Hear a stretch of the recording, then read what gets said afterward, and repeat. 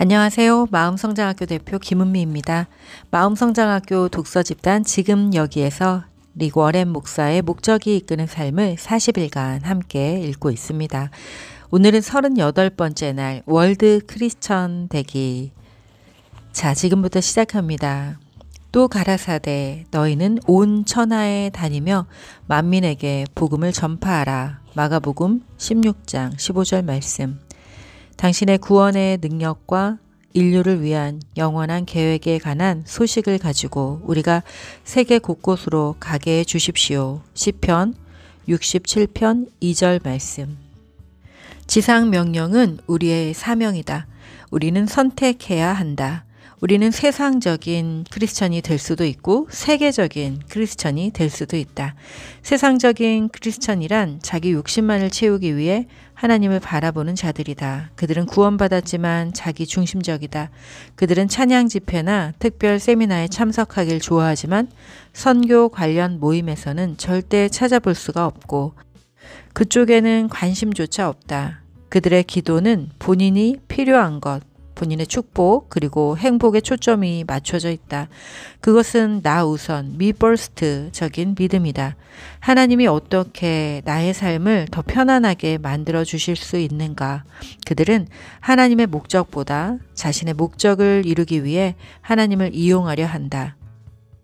반대로 월드 크리스천은 섬기기 위해 구원받았고 이 땅에 사명을 갖고 태어났다는 사실을 안다. 그들은 하나님이 개인적으로 감당해야 할 임무를 주시기를 간절히 바라고 있고 하나님이 그들을 사용하신다는 사실에 흥분한다.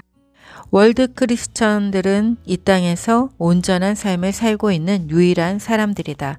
사람들은 그들이 변화를 만들고 있다는 사실을 알기 때문에 그들의 기쁨, 자신감 그리고 열정은 다른 사람들에게도 전염된다. 오늘날 우리는 비행기나 배, 기차, 버스 그리고 자동차가 있다. 그리고 이메일이나 인터넷으로 인하여 전 세계의 사람들과 언제든지 소통할 수 있다. 지구 반대편에 있는 사람에게까지 복음을 전할 수 있다는 말이다. 우리에게 유일한 장벽이 있다면 그것은 바로 우리의 사고방식이다. 월드 크리스천이 되기 위해서는 사고의 전환이 필요하다. 우리의 관점과 태도가 변해야 한다. 그러면 월드 크리스천으로 사는 방법이 무엇일까? 자, 첫 번째, 자기 중심적인 사고에서 타인 중심적 사고로 변해야 한다. 성경은 이렇게 말한다. 성도 여러분, 생각하는 데 있어서는 어린아이가 되지 마십시오. 고린도전서 14장 20절 말씀. 이것이 월드 크리스천이 되는 첫 번째 단계이다. 아이들은 자기 자신만 생각하지만 성인들은 다른 사람을 생각한다. 하나님은 이렇게 명령하신다. 각자 자기 일을 돌아볼 뿐더러 또한 각각 다른 사람들의 일을 돌아보아 나의 기쁨을 충만케 하라. 빌립보서 2장 4절 말씀. 물론 우리의 본성이 자기 중심적이고 날마다 접하는 거의 모든 광고들이 이기적으로 생각하도록 부추기기 때문에 이러한 사고의 전환은 어려운 일이다. 이렇게 패러다임을 전환할 수 있는 유일한 방법은 순간순간 하나님께 의지하는 것이다. 다행히 하나님은 우리가 혼자 이런 문제를 가지고 씨름하도록 방치하지 않으셨다. 하나님이 당신의 영을 우리에게 주셨기 때문에 우리는 이 세상 사람들이 생각하는 것과 같은 방식으로 생각하지 않는다. 믿지 않는 사람들과 이야기할 때 그들의 영적인 필요를 느끼게 해달라고 성령의 도우심을 구하라. 연습을 통해서 우리는 만나는 사람들을 위해 조용히 속으로 기도하는 습관을 기를 수 있다. 아버지, 이 사람이 당신을 알지 못하게 방해하는 것이 무엇인지 제가 알게 해주세요. 라고 기도하라. 우리의 목적은 그들이 이 영적인 여정에 어디쯤에 와 있는지를 파악하고 그들이 하나님을 더욱 가까이 알 수 있게 하는 것이라면 무엇이든지 하는 것이다. 우리는 바울의 마음 자세를 통해서 어떻게 그렇게 할 수 있는지를 배울 수 있다.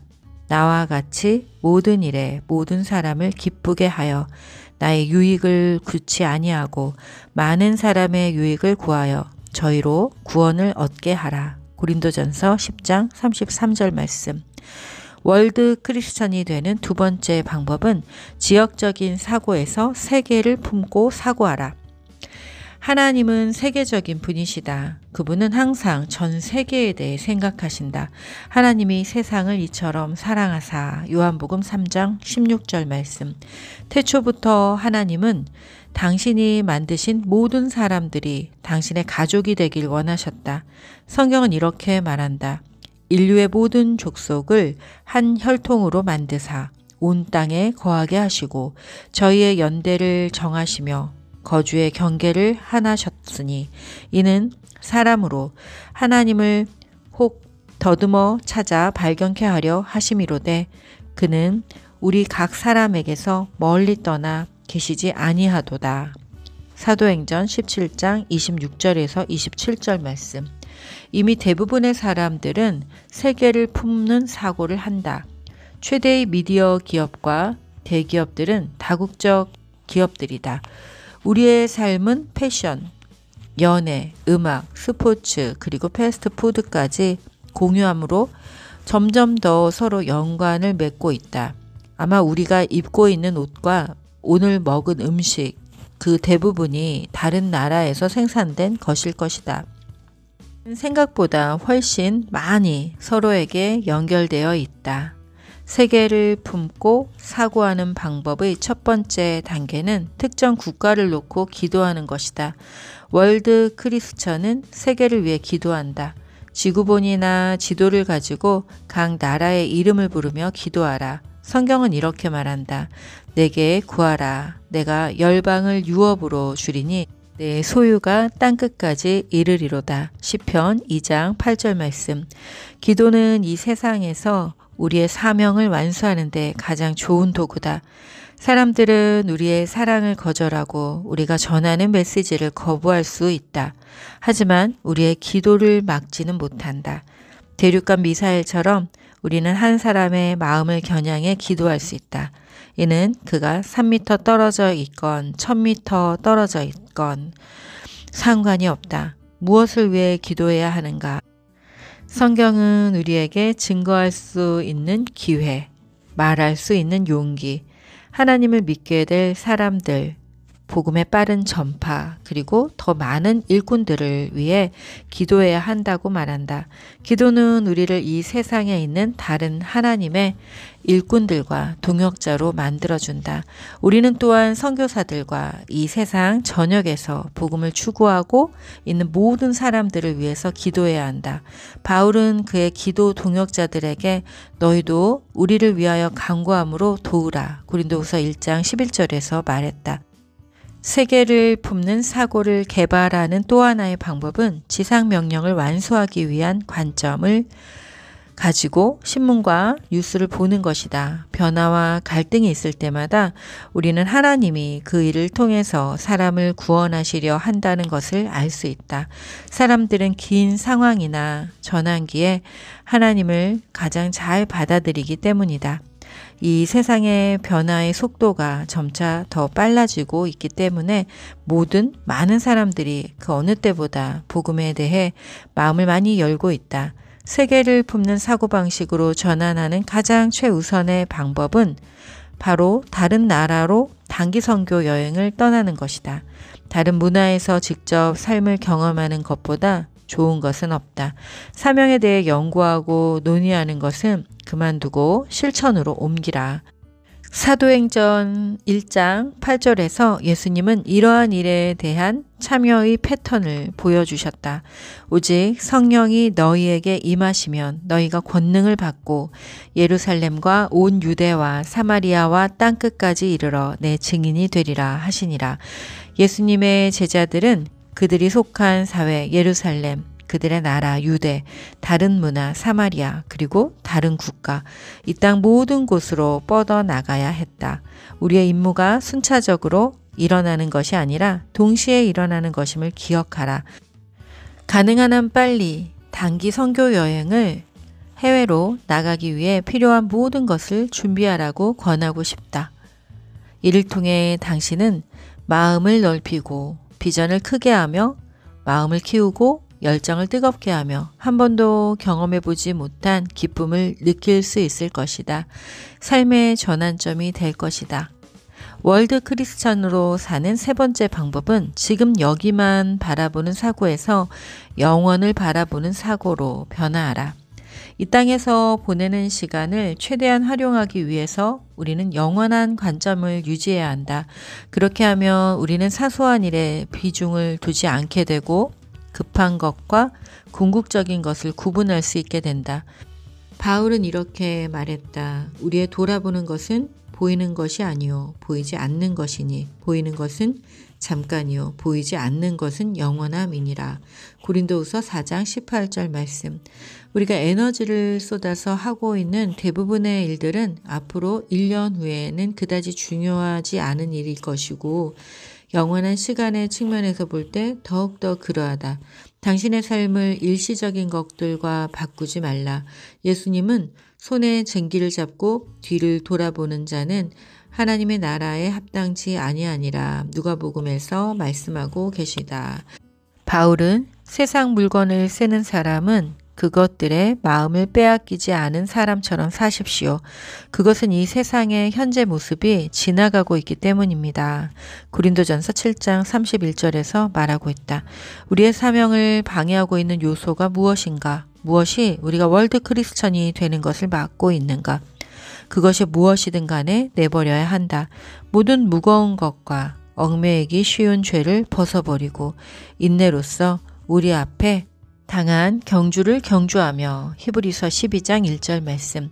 예수님은 우리에게 오직 너희를 위하여 보물을 하늘에 쌓아두라. 마태복음 6장 20절에서 말씀하셨다. 어떻게 할 것인가? 예수님의 말씀 가운데 사람들이 자주 오해하는 구절은 내가 너희에게 말하노니 불의의 제물로 친구를 사귀라. 그리하면 없어질 때 저희가 영원한 처소로 너희를 영접하리라. 누가복음 16장 9절의 말씀이다. 여기서 말하는 진리는 이것이다. 예수님이 우리에게 친구를 돈으로 사라고 말하시는 것이 아니라 그분이 의미하는 것은 하나님이 주신 돈을 가지고 사람들을 그리스도에게 데리고 오라는 것이었다. 그러면 그들은 천국에서 우리를 반겨줄 영원한 친구가 된다는 것이다. 이것이야말로 가장 많은 이윤을 남길 수 있는 금전적인 투자 방법이다. 빈손으로 떠나는 인생이라는 말을 들어본 적이 있을 것이다. 하지만 성경은 그곳에 가는 사람들에게 투자함으로써 천국에 미리 보물을 준비할 수 있다고 말한다. 성경은 말한다. 이것이 장래에 자기를 위하여 좋은 터를 쌓아 참된 생명을 취하는 것이니라. 디모데전서 6장 19절 말씀. 크리스천으로 사는 방법 네 번째, 핑곗거리를 찾는 대신 사명을 완수할 창조적인 방법을 추구하는 사고로 살아라. 뜻이 있는 곳에는 항상 길이 있다. 그리고 우리를 도와줄 많은 단체들이 있다. 우리가 주로 대는 핑계들은 다음과 같다. 나는 우리나라 말밖에 못해. 이것이 사실이라고 할지라도 세계 여러 나라에는 우리나라의 말을 배우고 싶어하는 사람들이 많다. 그들에게 간다면 아마 장점이 될 것이다. 나는 줄 것이 아무것도 없어. 우리에게는 분명 줄 것이 있다. 우리가 가진 모든 능력과 경험은 반드시 사용될 수 있다. 나는 너무 나이가 많아. 또 나는 너무 어려. 대부분의 선교 단체들은 각 연령대에 맞는 단기 프로그램들을 구성하고 있다. 하나님은 사라가 자신이 너무 나이가 많다고 주장할 때나 에레미야가 자신이 너무 어리다고 주장했을 때 그 핑계를 들어주시지 않았다. 주님이 대답하셨다. 여호와께서 내게 이르시되 너는 아이라 하지 말고 내가 너를 누구에게 보내든지 너는 가며 내가 내게 무엇을 명하든지 너는 말할지니라. 너는 그들을 인하여 두려워 말라. 내가 너와 함께하여 너를 구원하리라. 나 여호와의 말이니라 하시고. 에레미야 1장 7절에서 8절 말씀. 당신은 하나님으로부터 특별한 부르심을 받아야 한다고 생각할지도 모른다. 그리고 초자연적인 느낌이나 경험을 기다리고 있을지도 모른다. 하지만 하나님은 이미 계속해서 당신을 부르셨다. 우리 모두는 하나님이 우리의 삶에 대해 갖고 계신 5가지 목적을 수행하기 위해 이미 부름을 받았다. 예배하고 교제하고 그리스도를 닮아 성장하고 섬기고 이 땅에서 하나님과 함께 선교하는 것이다. 하나님은 당신의 사람들 몇몇만을 사용하고 싶어 하지 않으신다. 모든 사람을 사용하기 원하신다. 우리 모두는 하나님을 위해 사명을 수행하도록 부름받았다. 그분은 모든 교회가 전 세계에 복음을 전파하기를 원하신다. 만일 우리가 예수님과 같이 되기를 원한다면 그분이 가장 관심을 두시는 것에 관심을 두어야 하고 전 세계에 대한 마음을 품어야 한다. 우리의 가족들과 친구들이 하나님께로 돌아오는 것에 만족할 수 없다. 이 지구 위에는 60억 이상의 인구가 있고 예수님은 길을 잃어버린 당신의 모든 어린 양들을 찾기를 원하신다. 예수님은 말씀하신다. 누구든지 제 목숨을 구원코자 하면 잃을 것이요 누구든지 나와 복음을 위하여 제 목숨을 잃으면 구원하리라. 마가복음 8장 35절 말씀. 지상 명령은 바로 우리가 완수해야 할 사명이고 우리가 맡은 부분을 수행하는 것이 의미 있는 삶을 사는 비밀이다. 38번째 날 내 삶의 목적에 대하여 생각할 점. 지상 명령은 내가 완수해야 할 명령이다. 외울 말씀. 주의 도를 땅 위에 주의 구원을 만방 중에 알리소서. 시편 67편 2절 말씀. 삶으로 떠나는 질문. 내년에 단기 선교 여행을 가기 위해 지금부터 내가 해야 할 준비는 무엇인가? 오늘 책의 내용은 여기까지인데요. 오늘 내용을 읽으면서 월드 크리스천으로 살아가기 위해 가장 강력한 도구는 바로 우리가 이미 가지고 있는 기도라는 것입니다. 우리가 기도의 힘을 이용해서 지구 반대편에 있는 사람에게도 영향을 줄 수 있다면 우리가 함께 살아가고 있는 가족, 그 중에서도 자녀, 또 남편, 또 아내, 우리 가족들을 위해서 우리가 기도할 수 있습니다. 사람들이 우리가 가까이 가는 것을 막을지언정 우리의 기도는 막지 못합니다. 자, 여러분 우리가 있는 곳에서 우리의 가족과 또 우리의 공동체를 위해 기도하고 그리고 오늘 월드 크리스천이 되는 여러 가지 방법에서 안내했듯이 우리의 가슴 속에 세계 열방을 품고 우리의 마음이 가는 그 나라를 향해서 기도를 해야겠습니다. 저도 2016년에 여기에다가 이 책을 읽으면서 이렇게 써놨네요. 2018년에 그 선교 여행을 가겠다라고 가게 해주세요라고 그렇게 이렇게 써놨어요. 그런데 사실 2018년에는 책이 출간되고 나서 활발하게 이제 활동을 해야 되는 그 시기에 제가 다리를 다쳐가지고 3개월 동안 삶이 멈춰졌던 적이 있었고요. 그 와중에 또 그 2번째, 3번째 책을 또 쓸 수는 있었죠. 그리고 또 2020년이 될 때, 2020년 그 1월달, 12월 1월달 이때 이제 북한 선교를 가기 위해서 백두산이죠. 백두산 선교를 가기 위해서 준비를 하고 있었어요. 돈을 다 내고 이제 정말 구체적으로 이제 기도를 이제 시작했을 때인데, 이 코로나가 터지면서 모든 것이 멈춰졌어요. 하나님은 저를 하루하루 인도하시고 또 인도하셔서 여기까지 오게 하셨지만 또 때때로 크고 어떤 엄청나다 생각하는 그런 계획이 시작되기 그 직전에 항상 어김없이 저를 멈춰 세워서 또 멈춤의 시간을 통해 또 제가 저 자신을 다시 돌아보고 또 하나님과 더욱 친밀한 그 시간을 갖게 하는 그런 여정을 반복하셨던 것 같아요.